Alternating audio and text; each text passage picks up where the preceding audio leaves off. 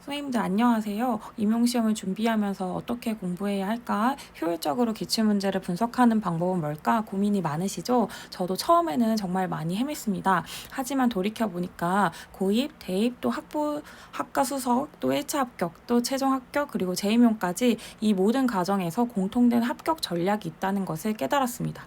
저는 문학 석사 과정을 거쳤지만 대학원 공부와 임용시험 준비가 완전히 달라서 새로운 접근 방식이 필요했습니다. 초수 때는 불안했지만 첫 시험에서 높은 점수로 1차 합격한 이후에 이 방법이 효과적이라는 확신을 가질 수 있었고 그 전략을 유지하면서 4년 연속 1차 시험에서 고득점 합격을 이루었습니다. 그래서 오늘 이 합격 전략을 바탕으로 기출문제 분석법과 실전 대비 공부법을 공유하려고 합니다. 기출문제 분석이 단순히 문제를 푸는 것이 아니라 출제자의 의도를 파악하고 논리적으로 사고하는 힘을 기르는 과정이라고 생각을 하는데요. 이 방법을 체계적으로 정리한 기출문제 분석집도 제작을 했으니까 선생님들께 도움이 될 거라고 확신합니다. 그럼 지금부터 확실히 합격하는 전략과 기출문제 분석법을 시작해 보도록 하겠습니다. 기출문제 분석이 왜 중요할까요? 시험에서 가장 중요한 것은 출제자의 논리를 파악하는 것이기 때문입니다. 단순히 문제를 파악하는 게 아니라 출제 의도를 분석해서 논리적 사고를 기르는 과정으로 기출문제 분석을 하는 시간을 가져야 합니다.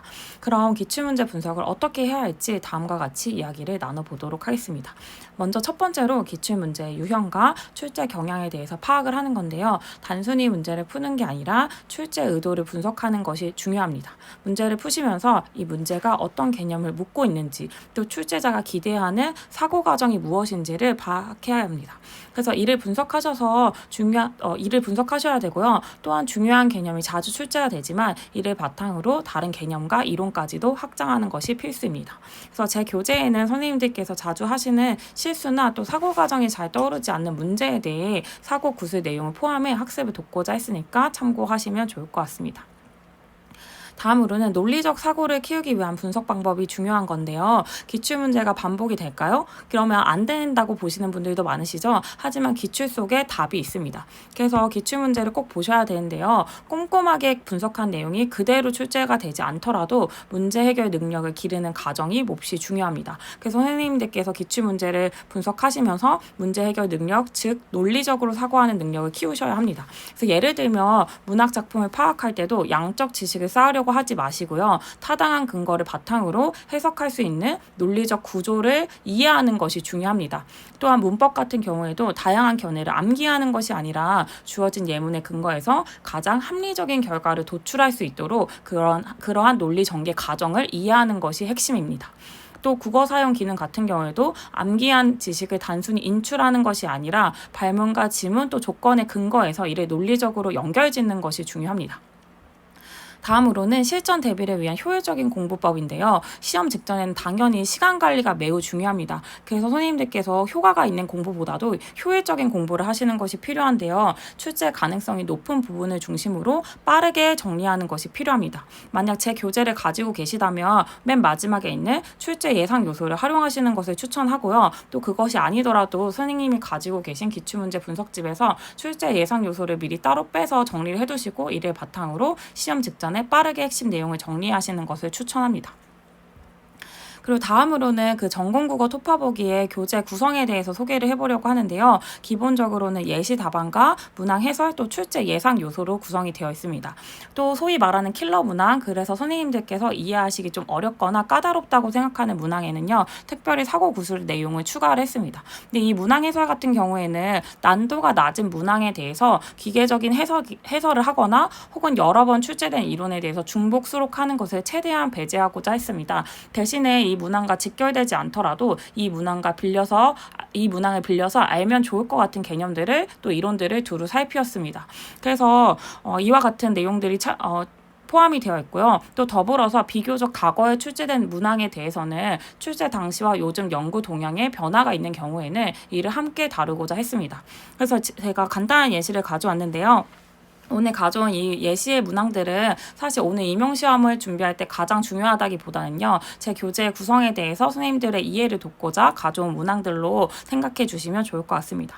그래서 2009 모의 2차 2번을 가져왔는데요. 여기 보면 이생규정전이 나왔는데요. 이 이생규정전과 관련하여 예시 답안이 이렇게 나와 있고요. 다음으로는 문항 해설에 대해서 각각 이 OX로 따져보는 이 문제에 대해서 상세하게 해설이 되어 있습니다. 근데 다만 이 그 비읍을 보면 여기 보면 생육신이었던 김시습의 이생규 장전에는 최처녀를 사육신에 비유하여 사육신에 대한 그리움과 자신의 절이 정신을 은근히 드러내려는 작가의식이 담겨 있다라고 나오는데요. 사실 이 문항이 출제됐을 때는 당시에 이 당시를 생각하면 있는 오라고 생각이 들어요. 근데 요즘에 이 연구 동향을 고려하면 이게 단순히 그냥 그렇다라고 하기에는 다양한 관점들이 존재를 합니다. 그래서 예를 들면 이걸 우의적으로 보는 관점이 있다고 하더라도 이 우의적 관점이 이생과 최처녀를 단순히 이렇게만 생각하는 것이 아니고 다음과 같이 다양하게 해석을 해볼 수 있습니다. 또 이러한 우의적 시각에 대해서 비판적인 시각도 존재하기 때문에 이러한 부분을 같이 두루두루 정리를 하였습니다.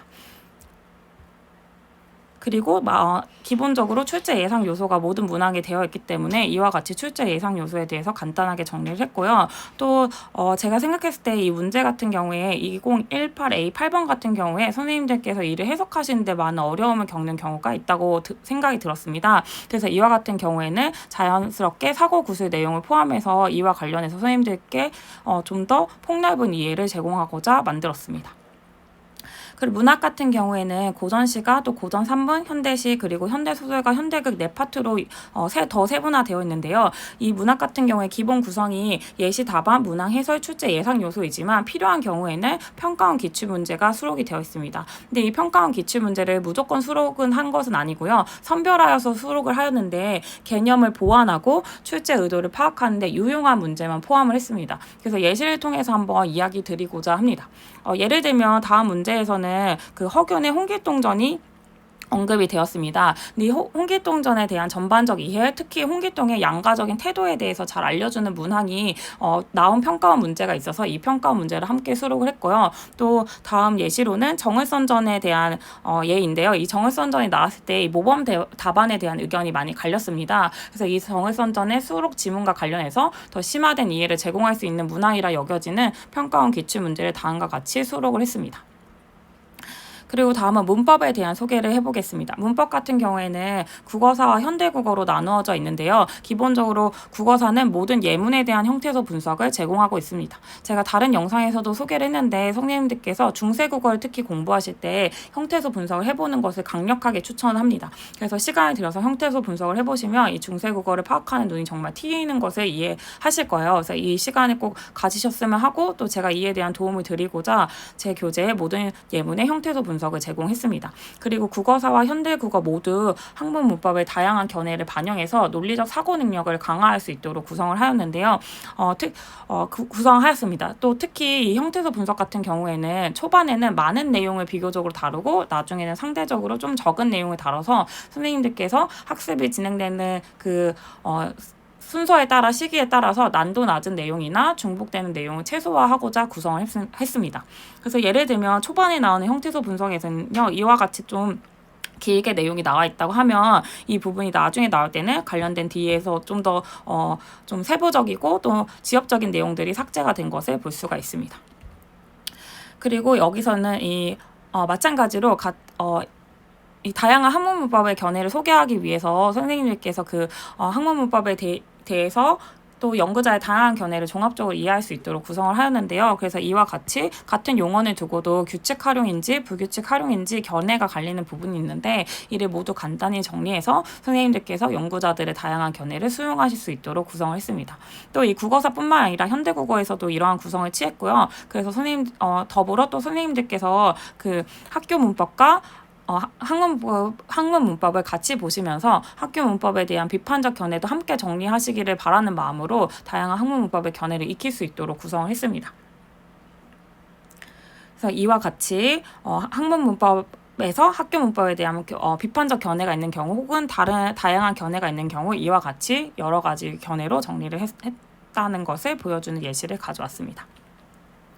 다음으로는 국어 사용 기능과 문학에 대한 것인데요. 특히 국어 사용 기능과 또 문학 같은 경우에는 교육과정을 포함을 했는데요. 2022 개정 교육과정부터 7차 교육과정까지 필수적으로 필요한 내용들을 모두 포함을 했습니다. 그래서 특히 기출문제를 통해서 꼭 봐야 한다고 생각하는 중요한 교육과정들을 함께 익힐 수 있도록 연계해서 정리를 했고요. 또 네, 그래서 이와 같이 구성한 것도 예시를 가져왔는데요. 여기에 보면 2022 개정 교육과정과 2015, 2009를 같이 볼 수 있도록 구성을 했습니다.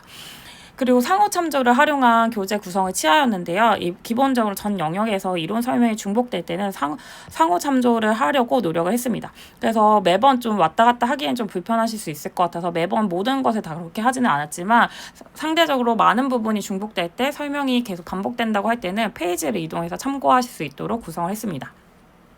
그리고 문학 같은 경우에는 수록 작품을 기준으로 상호 참조의 구성을 취하였는데요. 기본적으로 문학은 문학사를 기준으로 또 작가론과 또 작품의 경향에 따라서 영역별로 배열이 되어 있습니다. 이 수록 작품을 기준으로 여러 개의 작품이 한 번에 다루어졌을 때는 꼭 상호 참조를 활용하고자 했는데 왜 이렇게 구성을 했냐면 이와 같은 구성을 통해서 수록된 작품이나 언급된 작품이 다수인 탓에 문제의 중요도와 상관없이 같은 문제를 여러 번 풀거나 또 동일한 문제에 대한 내용을 여기저기 중구난방으로 정리하게 되는 것을 방지하고자 노력했습니다.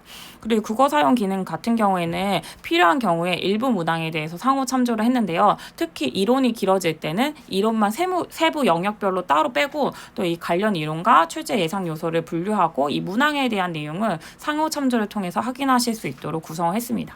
그래서 관련된 예시를 잠깐 제공을 하려고 하는데요. 예를 들면 이와 같이 관련된 내용을 다른 페이지에서 참고할 수 있도록 구성을 하였고요. 그리고 이 작품 같은 경우에도 여기서 이와 같이 관련된 내용을 다른 그 페이지에 가서 참고할 수 있도록 구성을 했고 또 이는 문학에서 수록된 작품을 기준으로 상호 참조를 한 건데요. 여기 작품이 두 가지가 있을 때는 상대적으로 더 이 영역에서 공부를 하는 것이 도움이 되겠다고 생각된 곳에 수록이 되어 있고 그렇지 않은 곳에는 페이지만 나와 있어서 이 페이지를 통해서 이 페이지로 이동하셔서 공부하실 수 있도록 구성을 했습니다.